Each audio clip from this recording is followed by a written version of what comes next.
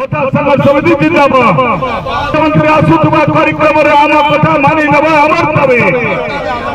समस्त को 3000 टका भत्ता घोषणा करवा अमर दाबी। प्रदान करवा अमर दाबी।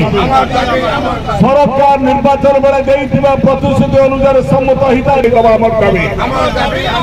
समस्त वृद्धा मानक 3000 टका भत्ता जोगे दबा अमर दाबी। माननीय मुख्यमंत्री व्यासनगर मुख्यमंत्री भत्ता घोषणा करवा अमर दाबी।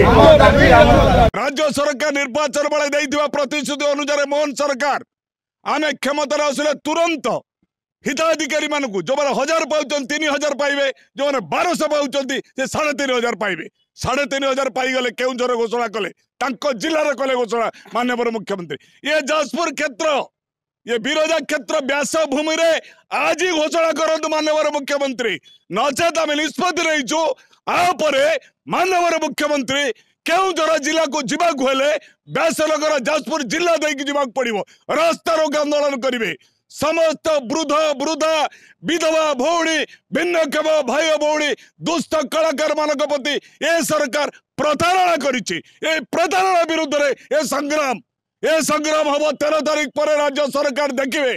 राज्य सरकार भूलवाक चेष्टा करछन्ते। ए राज्य सरकार कहिदिले भोट दबा फुलरे 5 वर्ष रहिबा भलरे केही नांती।